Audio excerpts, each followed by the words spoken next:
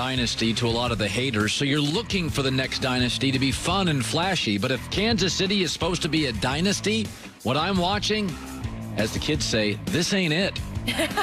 More of that coming up. This ain't it. I like to call it.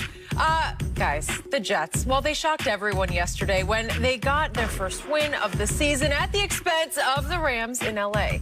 While the win avoids a winless season for the Jets, it now also gives them the second overall pick in the draft behind the Jaguars if both teams lose out the final 2 weeks of the season. So, Shannon, how devastating was this win actually for the Jets' future? From an organizational standpoint and a fan base standpoint, it's very devastating, Skip, because you possibly lose out on the opportunity to draft what you believe is a generational talent in Trevor Lawrence. But for the players, Skip, I do not want my poster beside the 08 Lions and the 17 Browns as 0-16. In 2020 Jets, that's not going to be on my resume. So if you look at those guys, Skip, you would have thought they won the Super Bowl. Because, man, that's a heavy burden. You're never going to forget that. Man, you mean to tell me you lost all your games? You couldn't win. You're like, what? Yeah, we won one. And Sean McVay, he's seething. They should be embarrassed. A 17-point dog. That doesn't happen very often, Skip. And that's what happens when you underestimate someone. That was a bad sign for the Rams. Yes.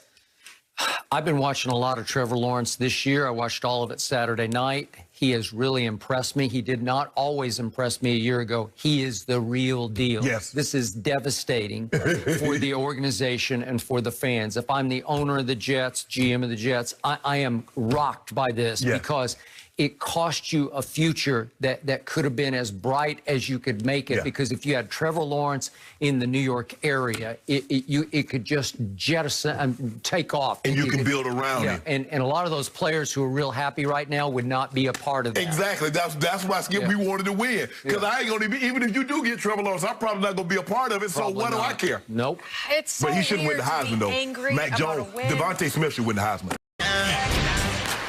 The Cowboys defense showed up big against the 49ers, creating 4 turnovers in the 41-33 win.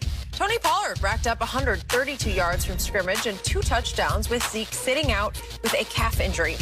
With the Cowboys win and every other NFC East team losing yesterday, Dallas is now second in the division, just a game behind Washington. Michael Vick is still with us. So, Mike, I feel like I've asked you this before, but right now, who wins the NFC East?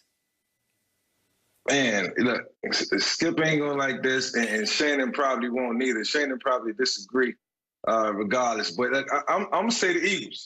I'm going to say the Eagles because crazier things have happened. And while I do think we're going to beat the Cowboys this week, you know, I know the Cowboys had a good week last week. Tony Pollard ran wild, and they got some plays made on the defense, some interceptions, and it looked good.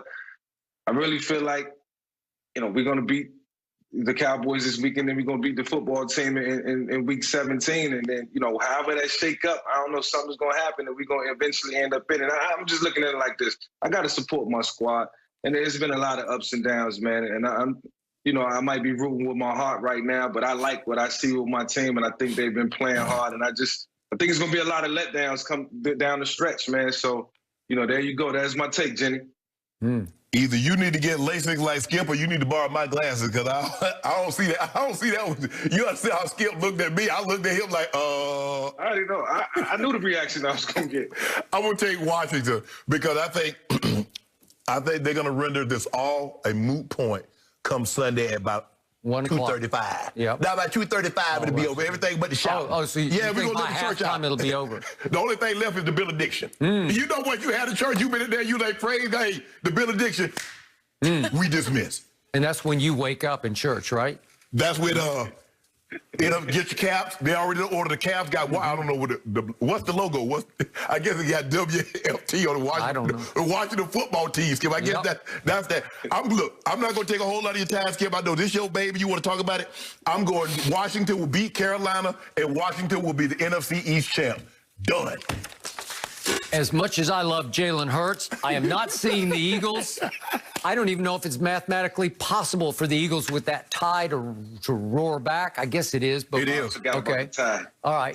So the point is, it all comes down to, as I told Shannon a week ago, to unbelievably, the whole NFC East season comes down to Carolina at Washington. Who knew before the season started? Carolina at Washington. Carolina's lost 8 of 9 games. But I'm going to give Carolina about a 20% chance of pulling off the upset of the year, which would vault my Cowboys, I believe, to the title and to a home playoff game. So what has Carolina done while losing 8 of 9? They lost by 1 point at Minnesota, by 2 points to my homeboy in his home, by only 3 points to Drew Brees and the Saints at New Orleans, and only 8 to Aaron Rodgers. And I thought they were going to get back in the game the other night at Green Bay.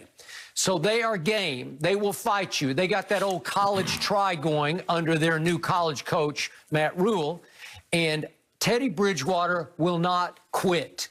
He will keep coming at you as average a talent as he is. He will fight you. And he's got not 1 or 2, he's got 3 receivers who can run by you. And DJ Moore, Robbie Anderson, and Curtis Samuel's the fastest one of all. But the other 2 have already gone over 1,000 yards.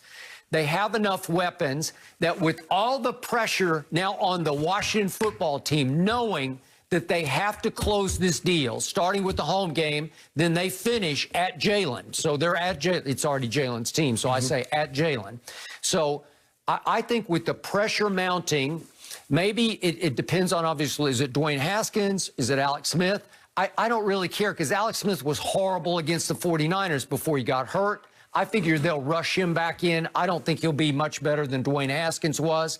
I think there's a chance Carolina pulls it off. And if they do, you are in big trouble because my team has caught fire. Skip, how many times have you just saw this wrong? All you had to do was win 1 game. You had to go to Philly, win. You win 1 game against the Giants for 3 years in a row, and you lost. My team just won the turnover battle 4-0. My team just put up 41 after putting up 30 the week before. I'm exploding. Okay. I've sprung back to life. You see, I try to spare you. As you should. As you should, Skip. Yeah. As you should. Look. I know you get your hopes up. I mean, I used to be like that as a kid, Skip. Santa had to filled out my list, and they told me Santa was going to bring it. And when Christmas came, Santa there was nothing on that list that I requested that was up under that tree. Okay. Now, I know what you requested, but it's not up under that tree. I never requested anything. But I still believe in Santa Claus, and I still believe in the Dallas Cowboys' chances in the NFC least. It is the least. Skip. This is made. It's perfect. No, it's perfect. Skip. It's happening right before your very eyes. You know, a part of me really wants you guys to come down to the last game, and then you lose at the end. God, the hurt, the disappointment. There's nothing like the bite. Can you imagine? He get all geeked up. And then my guy, Red, who's on the COVID list, who will be back just in time to hand y'all that L. Jason Garrett, offensive coordinator for the New York Giants, and we finish at Giants. We can beat the Giants. Find a way. Yeah, I trust us beating the Giants a lot more than I trust us beating Jalen right now. And Jalen's this Sunday. Well, if you lose Sunday, it's over. It's over. But we will know, because we play the late afternoon game, we will know the outcome of Washington and Carolina. What I'm anticipating is that the football team beats Carolina and the Eagles blow you guys out because you realize you don't have nothing to play for. Well, that's what I anticipate, Mike. Yeah, so my very worst nightmare would be if we win out and still lose the division. That would be the worst nightmare. Why would that be worse? Because we'd lose our draft pick. We tumble out of the top 10. Yeah, you're already at 8 right now. Keep winning. Okay, but if we win our last 2, we'll end up at 12 or somewhere, right? That's a good pick. It'll be like also ran.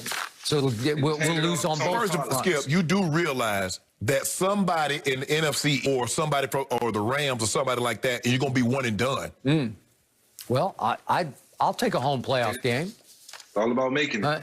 Andy Dalton, he makes plays, makes big plays. Huh? Tampa hang 100 on y'all. Okay. This season for Skip has been a... Tom Brady found himself trailing the Falcons 24-7 in the third quarter before mounting a comeback. Brady and the Bucs ended up going on a 24-3 run that was capped off by a 46-yard touchdown pass to Antonio Brown. Brady finished the game with 390 yards, 2 touchdowns, and no turnovers.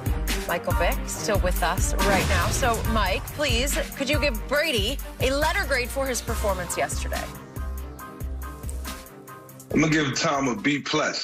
And that's the Tom I like to see. I like to see Tom not always, in dire straight situations, but I like to see the GOAT emerge when he needs to, and overcoming the 17-point deficit, actually 2 times in this game, really showed us that Tom still has the patience to sit in the pocket regardless of what, and still hammer it out. I said to myself yesterday, I wanted to see all the stars shine bright, and I think they did, and it started with Tom. And even though I still don't think they protecting him the best they should, he's moving around a lot, and I think Tom has watched a lot of opposing quarterbacks on tape.